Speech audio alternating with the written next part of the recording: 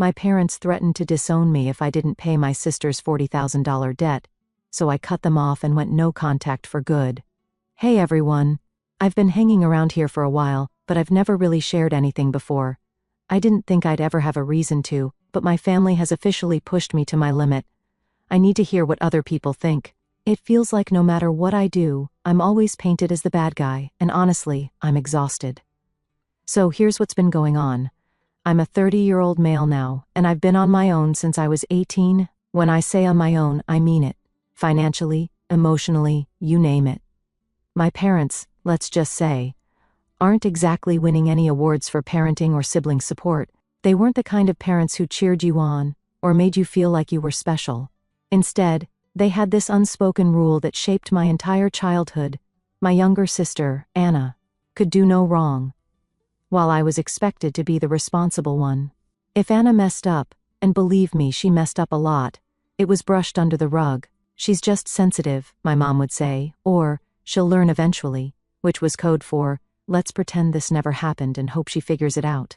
Meanwhile, if I so much as stumbled, it was like the sky was falling. Why aren't you trying harder? You need to set a better example for your sister. It didn't matter what I did, it was never enough. I could bring home a report card full of A's, and they'd ask why I didn't get an A+ in math. But Anna? She could barely pass, and it was, at least you're doing your best, sweetie. That dynamic didn't stop when we became adults. If anything, it got worse. Anna stayed under my parents' roof until she was in her mid-20s, bouncing from one failed job to the next, and always finding some excuse for why it wasn't her fault. Meanwhile, I was out here working 2 part-time jobs to pay my way through college, figuring out how to manage rent and bills on my own. Not once did they offer to help me. Not that I expected them to, but it stung watching them bend over backward for Anna while I was left to fend for myself. Anyway, fast forward to 6 months ago. My mom called me. Now, you have to understand, my mom doesn't call just to chat. She doesn't call to check in or say hi. When she calls, it's because she needs something. You know the kind of call I'm talking about. The one that starts with overly sweet small talk, like they're trying to butter you up before dropping the real reason they're calling. That's exactly what happened. She started with, "How's work? Are you still at that company? Have you been eating well?" It was so out of character that I knew something was coming. My mom doesn't care how I'm eating. She doesn't even know what I do for a living beyond something with computers. The whole conversation felt fake, like she was trying too hard to sound casual. Then she hit me with it. Anna's in trouble. I wasn't surprised. Anna always seems to be in trouble. But I wasn't expecting this. Apparently, Anna had racked up $40,000 in debt, and not the kind of debt you can laugh off as youthful stupidity, like student loans or maxed-out credit cards. No, she had borrowed from some seriously shady people, and now they were getting serious about wanting their money back. My mom's voice cracked, like she was about to cry, which I'm sure she thought would make me cave. She didn't waste any time piling on the guilt. "You've done so well for yourself. You've always been the strong one. Anna's not like you. She needs your help." I sat there for a moment, trying to process what she'd just said. $40,000? How does someone even manage to rack up that kind of debt? I asked her how it happened, half expecting some ridiculous excuse, and my mom brushed it off. "That doesn't matter right now," she said, like I was focusing on the wrong thing. "What matters is that she's your sister. Family helps family." That line, "family helps family," has been their go-to excuse for years.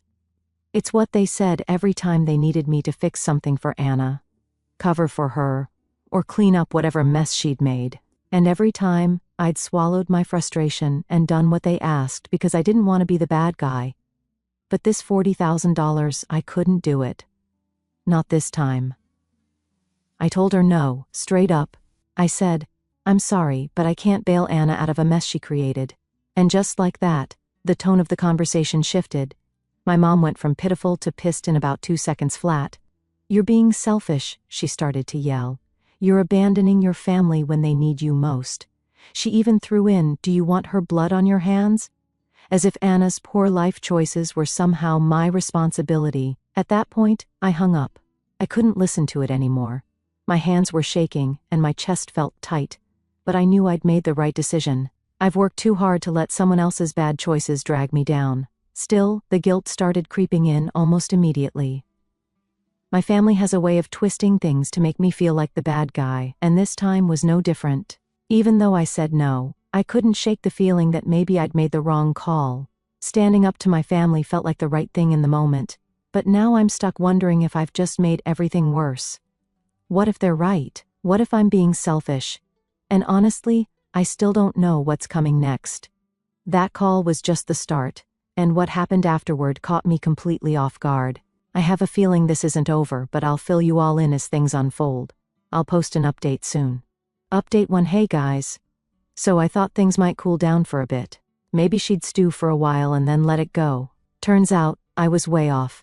The drama ramped up hard, and honestly, I wasn't ready for it. It's been a total mess, and I'm still trying to figure out how to deal with it. Let me break it down. After I hung up on my mom, things went from bad to worse. I knew she wouldn't let it go, but I wasn't prepared for the sheer level of guilt-tripping and harassment that followed. My phone was blowing up constantly. First it was my mom with texts like, "We raised you better than this and you'll regret turning your back on your family." Then my dad jumped in with his 2 cents, even though he's usually the silent type. His messages were short and to the point, like, "You're better than this," or "Do the right thing." But Anna? Oh, Anna went all out. She sent me this long, whiny text about how her life was falling apart, and how she didn't deserve to be abandoned. She threw in stuff like, "I've always looked up to you, and now you're just leaving me to suffer, and you're rich. It's not like $40,000 would even make a dent for you." That made me laugh. Rich? Let me tell you, just because I'm not living paycheck to paycheck doesn't mean I'm swimming in cash. The entitlement in her tone was unbelievable. I didn't reply to any of them. I thought maybe if I ignored it, they'd realize I wasn't going to budge and just let it go. A couple of days later, I got a call from my aunt. She's one of the few family members I actually get along with, so I picked up. She sounded awkward, like she didn't want to be making the call but felt like she had to. She said my mom had been telling everyone in the family that I was refusing to help Anna and that I was letting her sink. According to my mom, Anna's life was in danger, and I was just standing by, watching it happen. My aunt didn't believe all of it, but she wanted to hear my side. I explained the whole situation, including the part where Anna got herself into this mess, and expected me to magically fix it. My aunt was shocked but supportive. She told me I wasn't wrong to say no, and that Anna needed to face the consequences of her actions. Hearing that helped a little, but the damage was already done. My mom had spread the story far and wide, twisting it to make me look like the villain. I started getting texts from cousins, uncles, and even a couple of old family friends. Most of them were vague, like, "You should really think about what family means or you'll regret this one day." Some were outright nasty. One of my cousins called me selfish and said I was acting like I was too good for the family. I ignored them all, but the constant barrage was exhausting. And then things escalated. One afternoon, I got a call from my bank. At first, I thought it was a scam because who actually gets calls from their bank? But the guy on the line explained that someone had tried to access my accounts using fake identification. They flagged it as suspicious because the documents didn't match up, and thankfully, nothing was taken. I immediately knew who was behind it, Anna. It had to be her. She was desperate. And if she was willing to drag the entire family into this, why wouldn't she try to steal from me? I asked the bank for more details, but they couldn't tell me much, other than that they'd locked my accounts temporarily as a precaution. I thanked them and hung up, but I was furious. This wasn't just guilt-tripping or emotional manipulation anymore. This was criminal. I need answers, so I'm thinking of confronting Anna directly. What would you guys do if you were in my place? Thanks for sticking around. I'll keep you updated. Update 2. Hey again, y'all. Been waiting for the confrontation news? Sorry for being late. Here's how it went.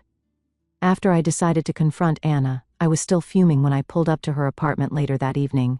I hadn't told her I was coming, and honestly, I wasn't even sure what I was going to say. All I knew was that I needed to look her in the eye and hear her admit what she'd done. Maybe a part of me hoped she'd deny it. Give me some reason to believe my sister wasn't the type of person who'd stoop this low. When she opened the door, she looked surprised to see me, but not in a "what are you doing here" kind of way. It was more like she'd been expecting me to show up eventually. She was wearing sweats, and her hair was a mess, like she'd just rolled out of bed. Not that I cared about her appearance, but it added to the whole vibe of, I don't have my life together. "What are you doing here?" she asked, leaning against the doorframe like this was some casual visit. I didn't even bother easing into it. "Did you try to steal from me?" I asked, holding up my phone with the bank alert still on the screen. My voice was probably louder than it needed to be, but I couldn't help it. I was pissed. Her face froze for a second, and I thought, maybe she'll lie, maybe she'll try to deny it. But no, instead she rolled her eyes, like I was overreacting, and said, "Oh, come on. You weren't going to help me, so what choice did I have? What choice did she have?" I stared at her, dumbfounded. "Do you even hear yourself? You tried to steal from me because I wouldn't bail you out of your own mess? That's not just wrong, Anna. That's illegal." She shrugged. Actually shrugged. Like we were talking about borrowing a sweater or something. "Mom and Dad said you'd come around eventually," she said, crossing her arms. "They told me to push you harder, that you'd cave if I made it serious enough." I couldn't believe what I was hearing. "You've got to be kidding me," I said. "They encouraged you to do this? To commit fraud? Do you even realize how insane that sounds?" "They didn't tell me to commit fraud," she said. "They just said you wouldn't let me sink if you thought I was really in trouble. And guess what? I am in trouble. I don't have anyone else to turn to." I was so angry I could barely think straight. "You don't have anyone else to turn to because you've burned every bridge you've ever had," I shouted. "This isn't just about the money, Anna. It's about the fact that you've never taken responsibility for anything in your life, and now you're dragging me into your mess because you're too selfish to deal with the consequences of your own actions." She didn't even flinch. "You're being dramatic," she said, waving me off. "It's not like I actually got anything from you. The bank stopped it, didn't they? So what's the big deal?" "The big deal," I said, "is that you tried. The big deal is that you thought you had the right to steal from me just because you're too lazy to clean up your own mess. And the even bigger deal is that Mom and Dad think this is okay." That finally seemed to get under her skin. Her face twisted into this mix of anger and embarrassment. But instead of apologizing, she doubled down. "You think you're so much better than me, don't you?" she spat. "Just because you've got your fancy job and your stupid house, you think you can sit there and judge me. Well, guess what, big brother? You wouldn't be where you are without Mom and Dad. They sacrificed everything for us. And this is how you repay them." I laughed, but it wasn't a happy laugh. It was the kind of laugh that comes out when you're so frustrated you don't know what else to do. "Mom and Dad didn't sacrifice anything for me," I said. "I paid rent at 18. I put myself through college. Every sacrifice they made was for you, Anna. They handed you everything on a silver platter while I was left to figure things out on my own. So don't even try to pull the family loyalty card with me." She didn't have a response to that. Or maybe she did, but she didn't say it out loud. Instead, she just stood there, glaring at me like I was the bad guy in all of this. I couldn't take it anymore. "You know what?" I said, stepping back toward the door. "I'm done. I'm done with you, I'm done with Mom and Dad, and I'm done with this entire toxic family dynamic. You want to ruin your life? Fine. But you're not taking me down with you." I left before she could say anything else. On the drive home, my hands were gripping the steering wheel so hard that my knuckles were white. I was angry, sure, but more than that, I was hurt. Not just by Anna, but by my parents too. How could they think this was okay? How could they justify encouraging her to pull something like this? When I got home, I sat down and made a list of all the things I needed to do to protect myself. I called my bank to double-check that my accounts were secure. I changed all my passwords. I even called a lawyer friend to ask what my options were if Anna tried something like this again. He told me I could press charges if I wanted to, but I wasn't ready to go that far yet. That night, I barely slept. I kept replaying the conversation in my head, wondering if I could have handled it differently. But deep down, I knew the truth. No matter what I said or did, Anna wouldn't change. And as long as my parents kept enabling her, she'd never have to. After the confrontation with Anna, I thought things couldn't get worse. I mean, how much lower could they sink? Turns out, I underestimated my family's talent for making bad situations even worse. It started about a week later. My parents showed up at my house. No call, no text, just them standing on my porch like they owned the place. I debated not answering the door, but I figured they'd just keep ringing the bell until I caved. So I opened it. My mom didn't even bother with a greeting. She shoved past me like she was entitled to be there, her face red with anger. My dad followed her inside, looking uncomfortable but clearly there to back her up. I closed the door, took a deep breath, and braced myself. "This has gone far enough," my mom yelled, spinning around to face me. "We need to talk." I crossed my arms. "I think we've already said everything that needs to be said." "No, we haven't," she said. "You need to stop this nonsense and help your sister. She's family. She's your responsibility." I stared at her, absolutely dumbfounded. "My responsibility? Anna is a grown adult who got herself into this mess," I said, trying to keep my voice steady. "I'm not her parent, and I'm certainly not her ATM." My mom's face twisted in frustration. "Do you think we like asking you for help? Do you think this is easy for us? This is about family loyalty. You don't just abandon your family when things get tough." I laughed bitterly. "You mean the loyalty you showed when you charged me rent at 18? Or when you made me pay for my own college while Anna got everything handed to her? Or how about when you let her screw up over and over again and just expected me to fix it?" "Yeah, no thanks." My dad finally spoke up, his voice low and serious. "Do you think we've had an easy life, raising 2 kids and trying to give you both the best we could? We sacrificed so much for you." "Stop," I said, cutting him off. "Just stop. Every sacrifice you made was for Anna. Every time something went wrong, you bent over backward to fix it for her while I had to fend for myself. And you know what? That's fine. I don't need your help, and I never have. But don't stand here and lecture me about loyalty when you've been enabling her bad behavior for years." My mom's face turned bright red, and I could tell she was about to lose it. "If you don't help her, you're going to regret it for the rest of your life," she hissed. "Do you want her to end up on the streets? Do you want her blood on your hands?" And there it was, the same guilt trip she tried to pull during that phone call. I felt my blood boiling. I just didn't understand their logic. "I'm not responsible for what happens to Anna," I said. "She made her choices. If she ends up on the streets, that's on her. And on you, for never teaching her how to be accountable for her actions."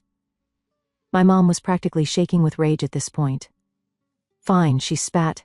"If this is the kind of person you want to be, don't expect us to be there for you when you need us." I laughed, but there was no humor in it. "I've never needed you," I said coldly, "and after this, I never will." For a moment the room was dead silent. My dad looked like he wanted to say something, but he didn't. My mom just glared at me, her chest heaving like she was about to explode.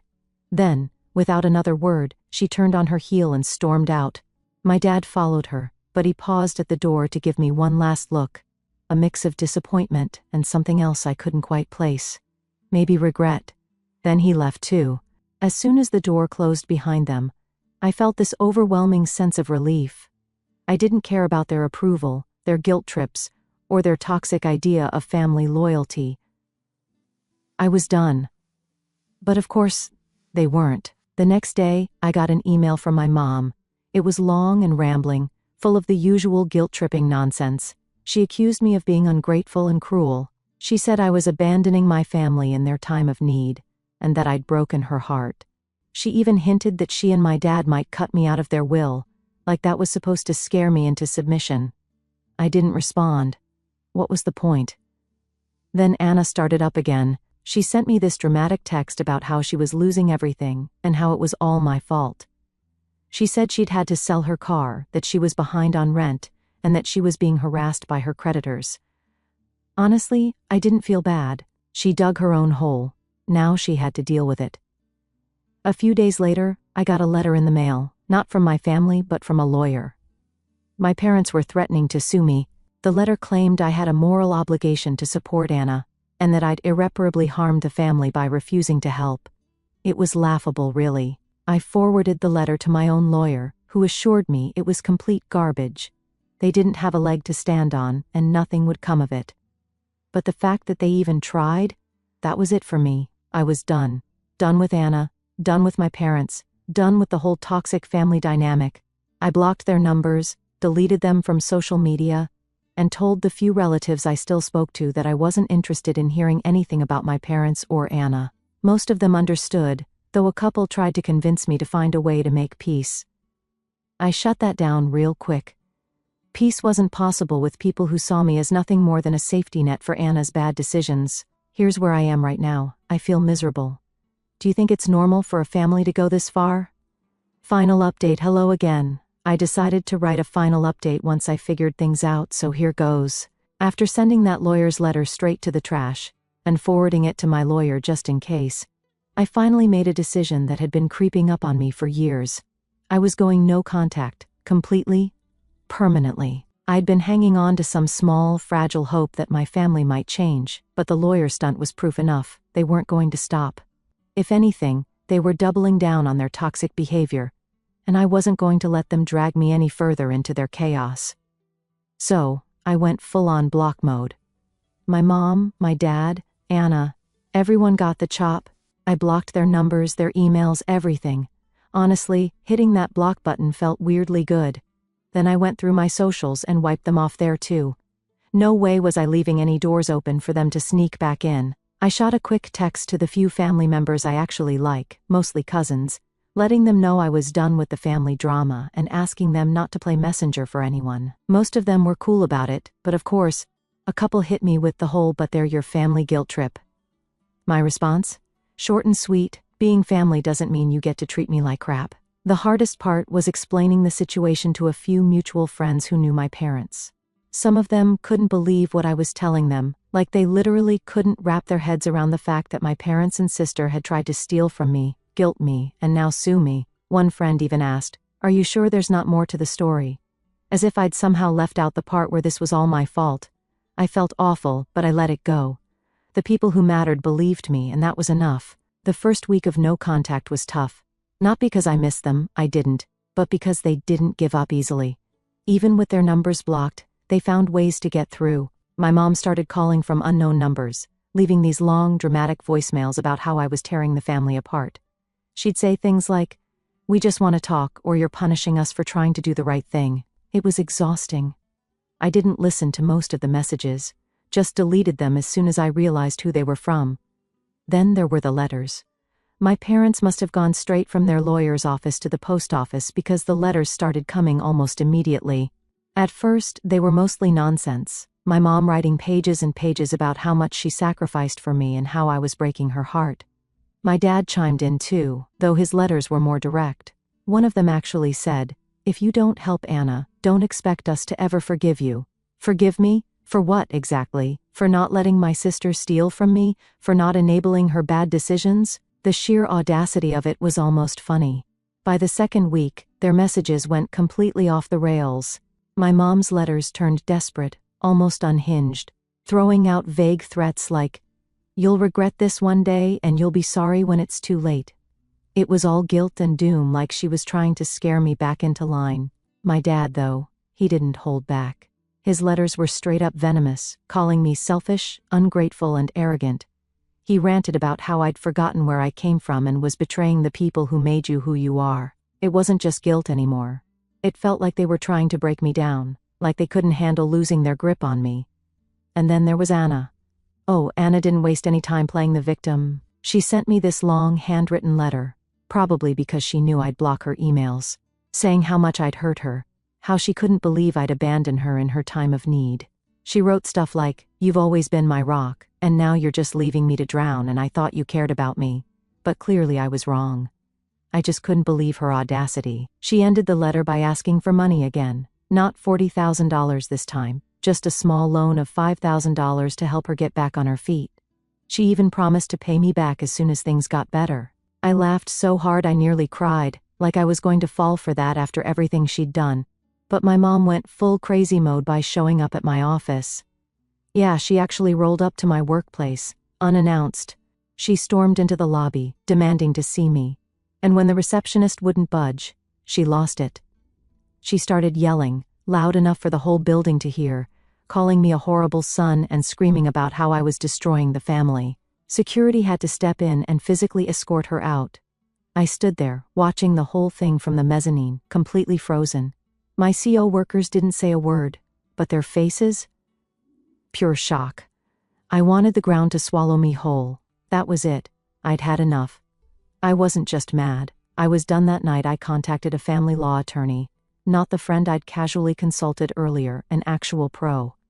I laid out everything, the harassment, the entitlement, the insanity. She listened, asked a few sharp questions, and then told me exactly what I needed to do. The next day, we drafted a cease and desist letter. It went out to everyone, my mom, my dad, Anna, even their lawyer. It was crystal clear: contact me again, and I'll take legal action. No exceptions. I didn't think they'd actually stop, but shockingly, it worked. My mom's calls stopped. The nasty letters? Gone. Even Anna, queen of the guilt trip, went radio silent. Now, 6 months after cutting ties, life feels different. Quieter, lighter, and honestly, better. It wasn't easy, but choosing myself over the constant chaos of my family was the best decision I've ever made. Of course, not everyone gets it. A few relatives still hit me with the same tired line, but they're your family. You know what I say to that? Family doesn't mean squat if they don't respect you. Blood doesn't give anyone the right to wreck your peace. You don't owe anyone your time, money, or sanity just because you share DNA. Boundaries aren't harsh, they're necessary. And honestly, cutting them off was the best thing I've ever done. With the drama behind me, I threw myself into work and finally got a promotion I'd been chasing for years. The little I've heard about Anna tells me she's still struggling. She's working part-time now and living with a friend after losing her apartment. I don't feel bad about it anymore. She made her bed.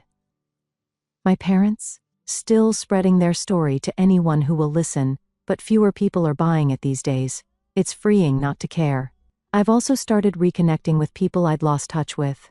Friends, a few cousins, and even opened up to someone I'm dating now. They've been incredibly supportive, and for the first time, I feel like I'm surrounded by people who genuinely respect me. To anyone dealing with a toxic family, I know how hard it is, but it gets better. Cutting them off felt like ripping off a Band-Aid, but the peace that followed was worth every painful moment. You owe it to yourself to choose peace, to choose you. Thanks for reading.